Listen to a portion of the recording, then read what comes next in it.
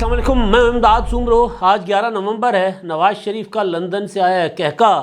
اور عمران خان صاحب کی بولتی بند ہو گئی ہے، بلکہ یادداشت گم ہو گئی ہے۔ اکیلے عمران خان کی نہیں، پوری کی پوری تحریک انصاف کی یادداشت ہو گئی ہے گم، کیونکہ سارے منصوبے عمران خان صاحب کے جو تھے وہ ہو گئے بے نقاب، وہ سامنے آ گئے، گھر کے بھیدی لنکا ڈھا رہے ہیں، لہٰذا خان صاحب اب آگے نہیں بڑھ پا رہے۔ انہوں نے جو ٹارگٹ بنایا تھا وہ ٹارگٹ اچیو کرنا تو دور، اب وہ لینے کے دینے پڑ گئے ہیں۔ وہ اکثر میں کہاوت سنایا کرتا ہوں کہ کان چھدوانے گئے اور ناک کٹوا کر آ گئے، تو عمران خان صاحب کے ساتھ یہی کچھ ہو رہا ہے۔ 2 بھی گئے، 6 بھی گئے۔ اب خان صاحب جو ہیں وہ آگے ہیں ترلے منتوں کے اوپر، اور ترلے منتیں بھی وہ کن کو کر رہے ہیں؟ جن کے خلاف انقلاب لے کر آ رہے تھے۔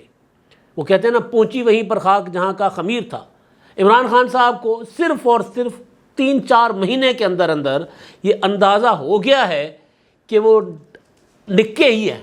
مطلب وہ ان کے بغیر کچھ نہیں ہے۔ وہ جن کو عمران خان کے مخالفین اباجی کہا کرتے تھے، ان کے عمران خان صاحب کے لیے، ان کے بغیر وہ کچھ نہیں ہے۔ لہٰذا سیاسی بھیک عمران خان صاحب نے دوبارہ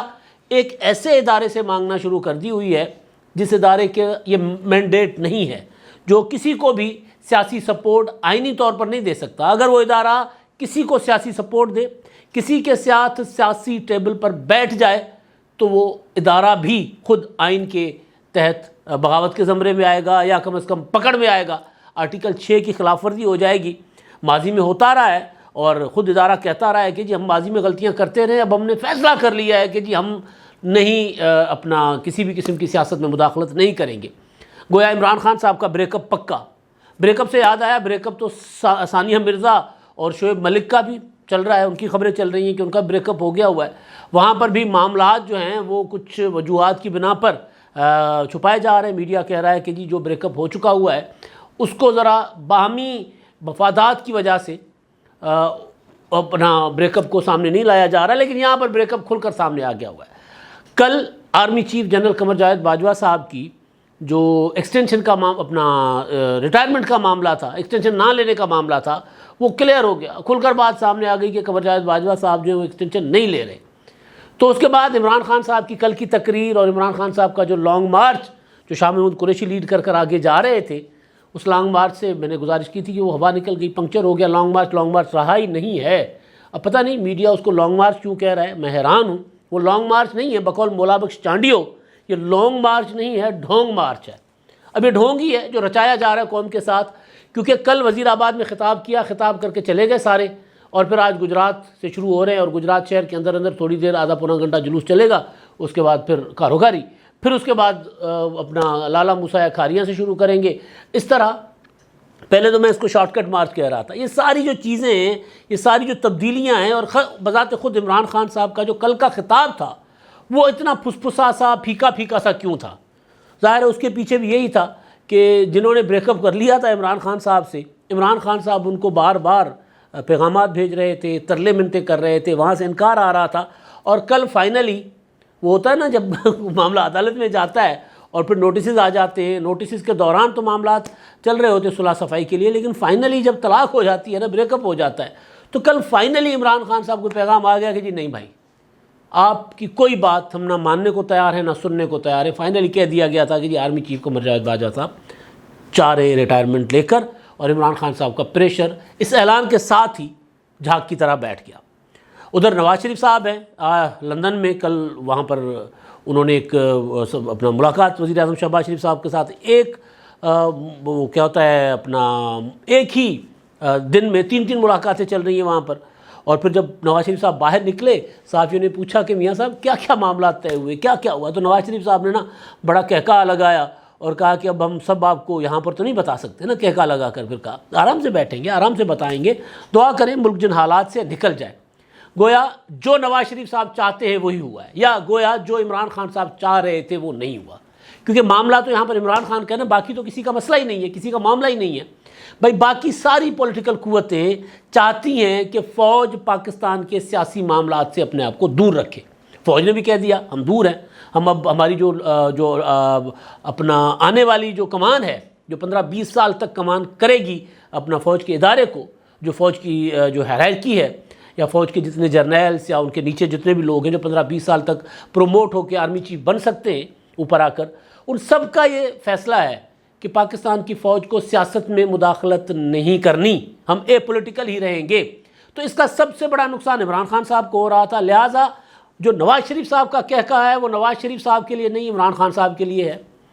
آصف زرداری صاحب کی خاموشی جو ہے وہ نواز شریف کے لیے اپنا اور ان کے اتحادیوں کے لیے، آصف زرداری صاحب کی سیاست کے لیے نہیں ہے، عمران خان صاحب کی سیاست کے لیے ہے، کیونکہ عمران خان صاحب جو ہیں وہ ککھ ہیں فوج کی مدد کے بغیر، ثابت ہو گیا ہے۔ وہ میں آپ کو ابھی تھوڑی دیر میں ثابت کر دوں گا کہ جس طرح عمران خان صاحب بایا بھٹنڈا ترلا منتیں کرنے پہنچ گئے ہوئے۔ تو اب ہوا یہ ہے کہ جو اپنا گورنر راج، فوج کی اپنا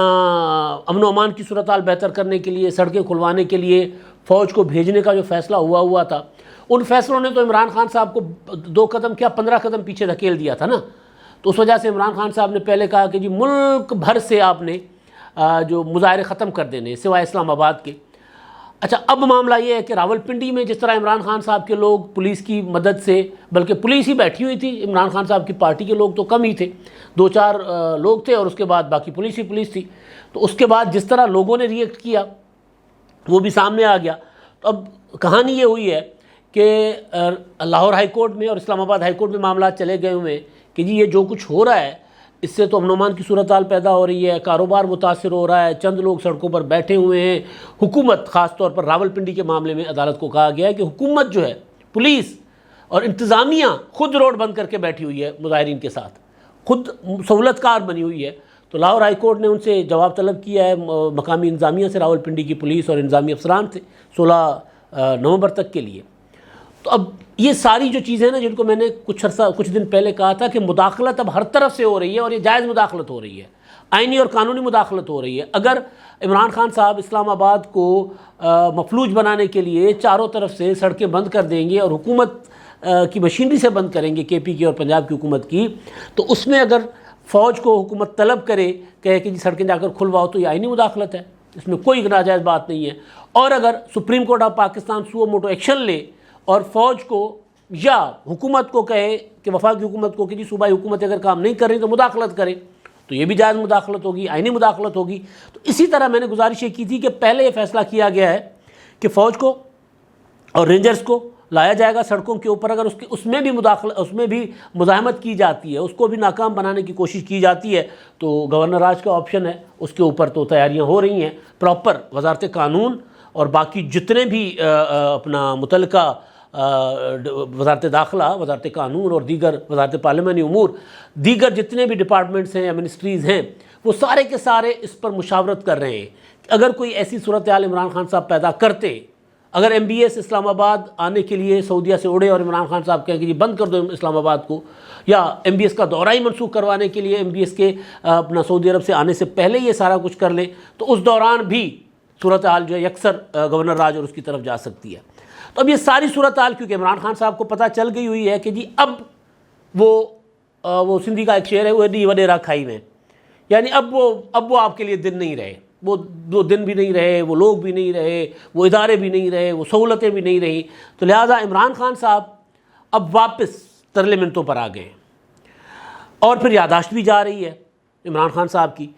کل ایک دلچسپ انٹرویو ہوا، میں ترلے منتوں پر آ رہا ہوں، پہلے وہ جو انٹرویو حامد میر نے کیا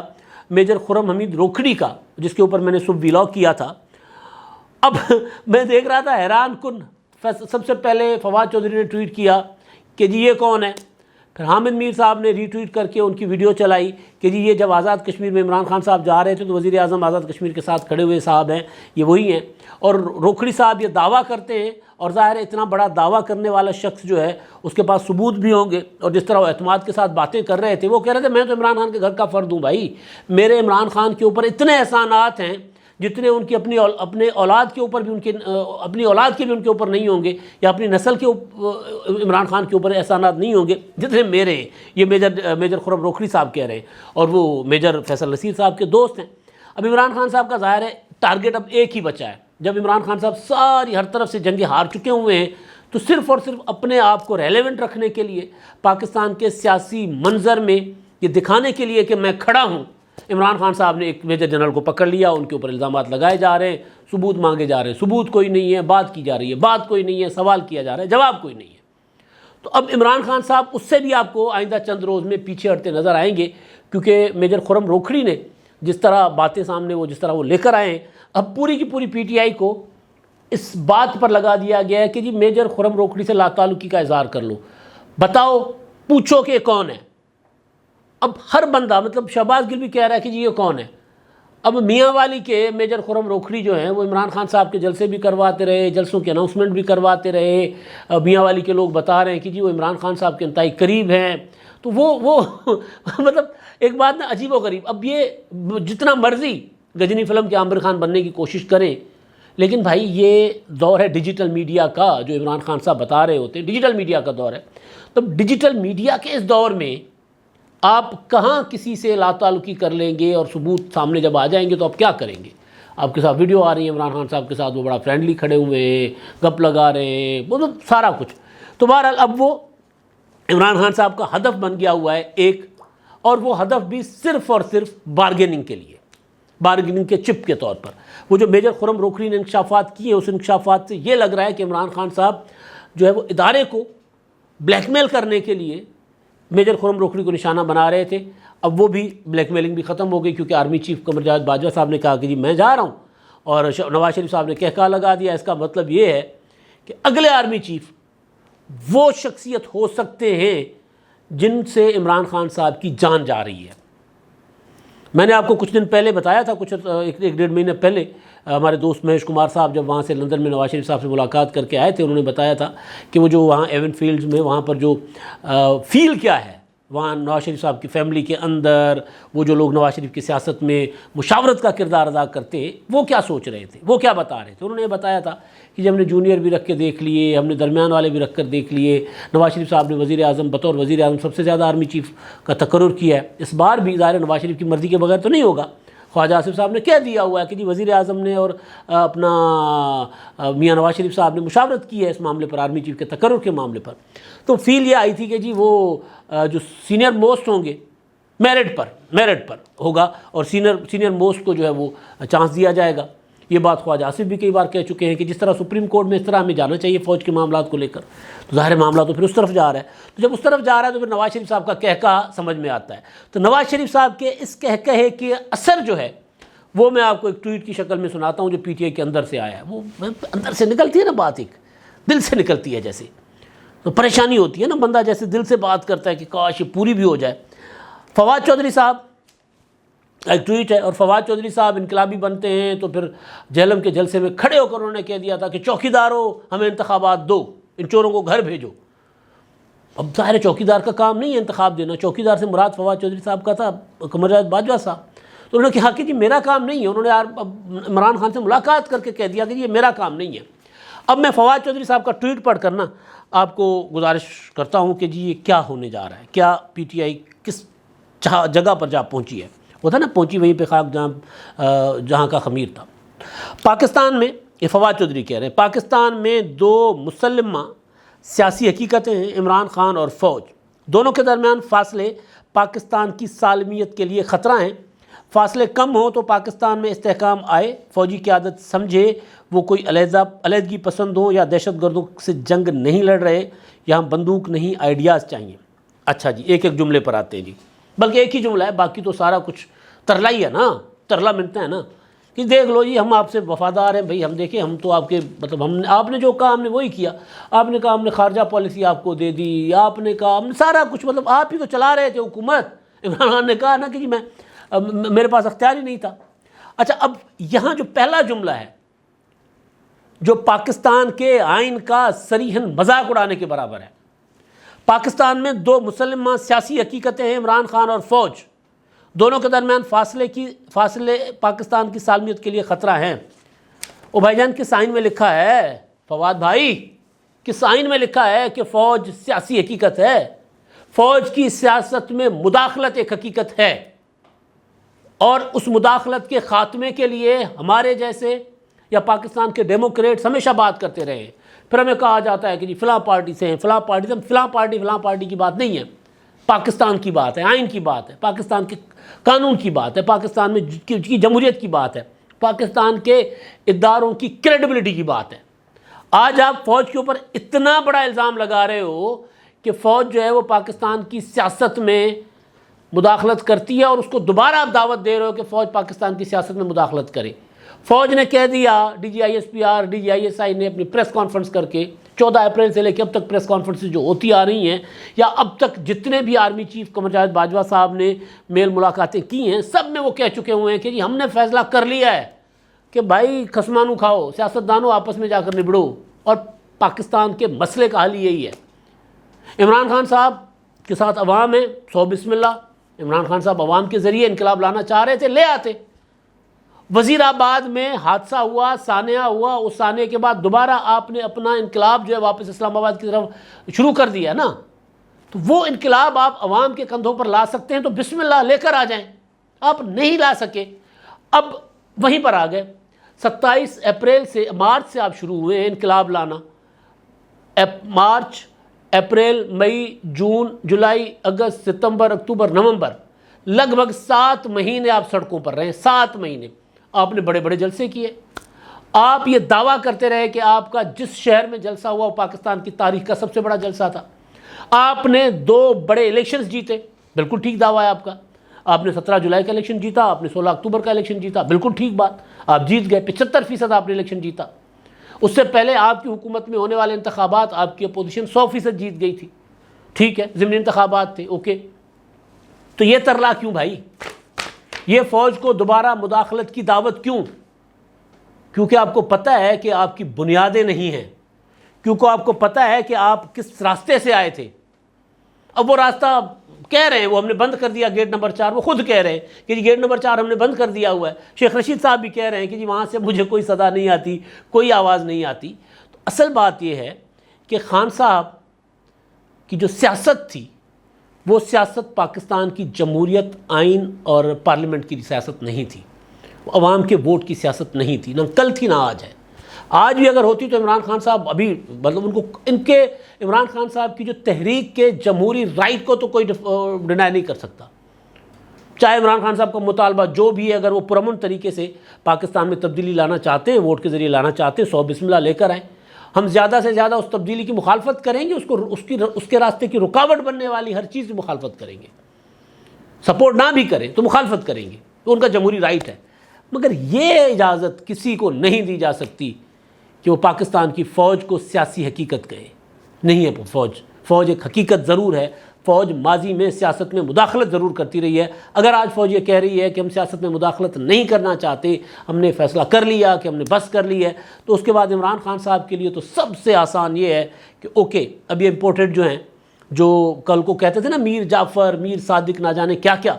تو جو میر جعفر، میر صادق ہیں وہ سیاسی حقیقت ہیں، اور ان سے آپ بھیک مانگ رہے ہو دوبارہ، ان کے سامنے کاسا پھیلا کر کھڑے ہوئے ہو۔ تو عمران خان صاحب آپ کے لیے تو بہتر یہ ہے کہ فوج کو کہیں کہ دور ہو جائیں، دور ہو جائیں ان کی پشت پناہی سے، ہم ان کو نبڑ لیتے ہیں۔ آپ کے لیے تو یہ بہتر ہے۔ آپ کہہ رہے نہیں، ان کی پشت پناہی نہ کرو، میری پشت پناہی کرو۔ تو یہ اب فوج کے لیے ہم اس حکومت کی پشت پناہی نہیں کر رہے، ہم اس حکومت کے آئین کے تحت تابع ہیں۔